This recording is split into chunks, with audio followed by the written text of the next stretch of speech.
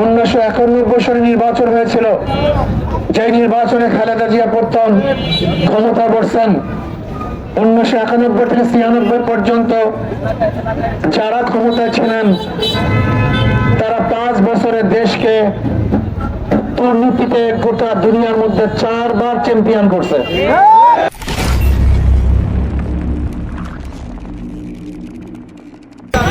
নির্বাচন হয়েছিল 1970 সালে। 1970 সালে নির্বাচনে আওয়ামী লীগ এককভাবে সংখ্যাগরিষ্ঠতা অর্জন করার পরেও পাকিস্তানিরা ভোটের মর্যাদা না দেওয়ার কারণে এদেশের মানুষের কাছে যাহা কিছু আছে সব নিয়ে ঝাঁপিয়ে পড়ে এদেশকে স্বাধীন করেছিল। 71 আমরা স্বাধীন হয়েছি, 72 সংবিধান রচিত হয়েছে, 73 একটা নির্বাচন হয়েছিল। এই নির্বাচন ছিল পাতানো নির্বাচন, যে নির্বাচন সুষ্ঠু নির্বাচন হয় নাই, মানুষের ভোট অধিকার প্রয়োগ করতে পারে নাই। 75 ঘটনার পরে বিএনপি ক্ষমতায় আসছে, জিয়াউর রহমান সাহেব 75 সালে ক্ষমতায় বসলেন। 79 তার একটা নির্বাচন হয়েছে, এরপর জিয়াউর রহমান সাহেব দুনিয়া থেকে বিদায় হলেন। 1981 সালে আরেকটা নির্বাচন হয়েছে, সত্তার সাহেব ক্ষমতায় বসলেন। সত্তার সাহেব ক্ষমতায় বসার পরে এরশাদ সাহেব ধাক্কা দিয়ে বের করে তিনি ক্ষমতা দখল করলেন। এরশাদ সাহেব 1986 সালে একটা নির্বাচন দিয়েছিল, যে নির্বাচন ছিল পাতানো নির্বাচন। সেই নির্বাচনে সবাই অংশগ্রহণ করে নাই। এরপর এরশাদ সাহেবের প্রতি আন্দোলন সংগ্রাম। 1991 সালে নির্বাচন হয়েছিল, যে নির্বাচনে খালেদা জিয়া প্রথম ক্ষমতা বসছেন। 1991 থেকে 96 পর্যন্ত যারা ক্ষমতায় ছিলেন তারা 5 বছরে দেশকে দুর্নীতিতে গোটা দুনিয়ার মধ্যে 4 বার চ্যাম্পিয়ন করছে। কয়বার? কয় বছরে? 5 বছরে গোটা বিশ্বের মধ্যে দুর্নীতিতে 1 নম্বরে আমাদের দেশকে নিয়ে আসছে। আলহামদুলিল্লাহ, খুব ভালো দেশ চালাইছে। এরপর আন্দোলন সংগ্রাম। 96 আবার মানুষ কর্মকে বসালাম, ভেবেছিলাম এবার দেশ ভালো চলবে। 96 থেকে 2001 পর্যন্ত দেশের 12টা বাজাবার কারণে মানুষ আন্দোলন সংগ্রাম করে আবার 2001-এ খালেদা জিয়াকে ক্ষমতা বসালো।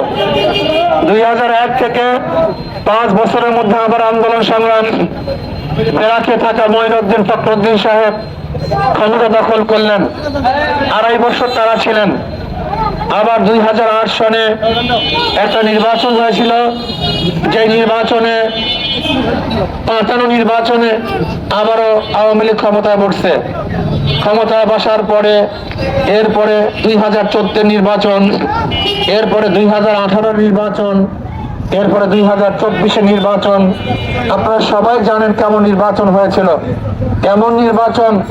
দিনের ভোট রাত্রে, আবার কেউ অংশগ্রহণ করতে পারে নাই, ভোট অধিকার প্রয়োগ করতে পারে নাই।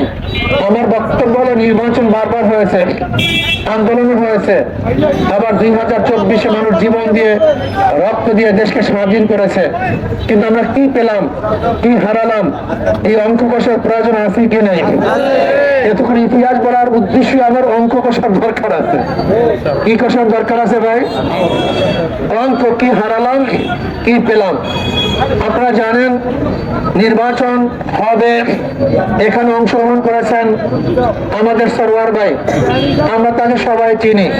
সরওয়ার ভাই এমন কোন লোক নয় যে আমরা তাকে চিনি না। তিনি ক্ষমতায় ছিলেন না। আমাদের সরওয়ার ভাই তিনি 3 বার এমপি ছিলেন বরিশালে। কয়বার? 3 বার। এবং হুইপ ছিলেন, মেয়রও ছিলেন। নতুন ভাবে যদি আবার আপনারা তাকে নির্বাচিত করেন আপনাদের ব্যাপার। এখানে নিষেধ করার কোনো অধিকার ক্ষমতা আমার নাই, আমি নিষেধও করব না। জনগণ যদি তাকে বারবার নির্বাচিত করে সেটা জনগণের বিষয়। কিন্তু আমার প্রশ্ন হলো অঙ্ক কষার দরকার আছে। সরোয়ার ভাই ক্ষমতায় থাকাকালীন কি করছেন, কি করেন নাই? যখন তার বয়স ছিল জুয়ান, কর্মী স্পৃহা ছিল, তাগড়া ছিল, তখন কি করেছেন সবাই জানেন। এখন সরোয়ার ভাই সেই অবস্থারও নেই। যদি আবার নির্বাচিত করেন কি করবেন কি করবেন না সে অঙ্ক আপনারা কষবেন। কিন্তু আমার কথা হলো এই, আমি এখন পর্যন্ত নির্বাচিত হই নাই, আমাকে পরীক্ষা করার এখনো সুযোগ আছে, আমাকে পরীক্ষা করার সুযোগ আছে। আপনাদের সরোয়ার ভাইকে পরীক্ষা করার কিছু নেই, আপনারা তাকে দেখেছেন, যদি ভালো পাশ করে আবার নির্বাচিত করেন, সমস্যা কি? আমার কোনো সমস্যা নাই, কিন্তু আমাকে এখনো পরীক্ষা করেন নাই, ইসলাম এখনো ক্ষমতায় যায় নাই। আপনাকে একটা কথা মনে রাখতে হবে, আমি ফাইজুল করিম এমপি হওয়ার জন্য আসি নাই, 2-1 ডজন এমপির যে শ্রদ্ধা সম্মান আল্লাহ পাক তার চেয়ে কম দেন নাই। খেয়ে পরে ভালো থাকার মতো যে অর্থের প্রয়োজন আল্লাহ পাক যথেষ্ট দিয়েছেন। তাহলে বলতাম যে এখানে আসছেন কেন? আপনার ক্ষমতার দরকার নাই, অর্থের প্রয়োজন এখানে আসছেন কেন? এই প্রশ্নটা ভালো মতো বুঝতে হবে, এই জ্ঞান আপনাকে রাখতে হবে। আমি এখানে কেন আসছি? আমি সম্মান কামাবার জন্য আসি নাই, অর্থ কামাই করার জন্য আসি নাই। আমি কেন আসছি বলবো নাকি? কেন আসছে কথা বলেন, বলবো নাকি? আমি স্টেজে, এই স্টেজে 1000 বছর বক্তৃতা করলেও আইন হবে না, সংসদে 5 মিনিট বক্তৃতা করলে আইন হয়ে যাবে। আমি এখানে 1000 বছর কথা বললেও গরিব দুঃখী নিহত মানুষের অধিকারকে বাস্তবায়ন করা যাবে না, তাহলে সংসদে 5 মিনিট কথা বললে গরিব দুঃখী নিহত মানুষের অধিকারকে বাস্তবায়ন করা যাবে। আমি স্টেজে 1000 বছর কথা বললেও এদেশের টাকা বিদেশে পাচার করা বন্ধ করা যাবে না, কিন্তু সংসদে 5 মিনিট কথা বললে এদেশের টাকা বিদেশে পাচার করা বন্ধ করা সম্ভব হবে। আমি এখানে 1000 বছর কথা বললো কোরআন এবং সুন্নাহর আইন পাশ করা সম্ভব না, কিন্তু সংসদে 5 মিনিট কথা বললেও আল্লাহ কবুল করলে কোরআন ও সুন্নাহর আইন পাশ করা সম্ভব।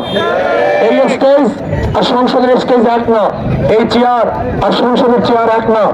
আমি আমার বরিশালের বন্ধুদেরকে বলবো, আমার বাবাদেরকে বলবো, যে চোর সে মায়ের নাকের সোনা চুরি করে, বললাম ওর অভ্যাসই চুরি।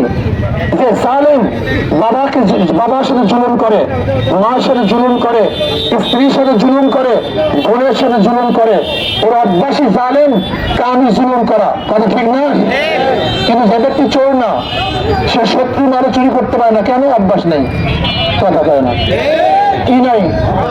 যে চোর না সে শত্রু মারে চুরি করতে, কারণটা কি? অভ্যাস নেই। যে জালেম না সে শত্রুর সাথে জুলুম করতে পারে না, কারণটা কি? অভ্যাস নাই। আর যে চোর সে মায়ের নাকে সোনায় চুরি করে, যে জালেম সে সবার সাথে জুলুম করে।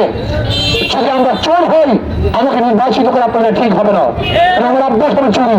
আর আমি যদি চোর না হই, তাহলে আমার দ্বারা গরিব দুঃখী মৃত মানুষের একটা কম্বল, একটা টিন, 100 টাকা চাউলও আত্মসাৎ করা সম্ভব নয়।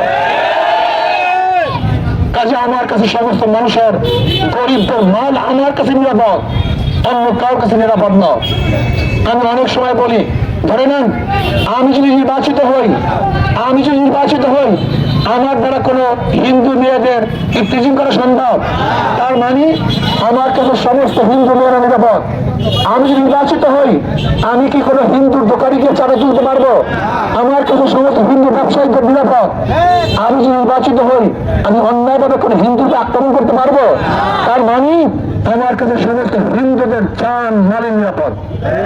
অর্থাৎ আমি তো জালেম না, আমি চুরি করতে পারবো না। যেহেতু চুরি করার অভ্যাস নাই, চাঁদাবাজি করার অভ্যাস নাই, কাজে আমার দ্বারা চাঁদাবাজি করা সম্ভব না। আপনারা বিশ্বাস করুন, যদি আল্লাহ পাক আমাকে নির্বাচিত করেন,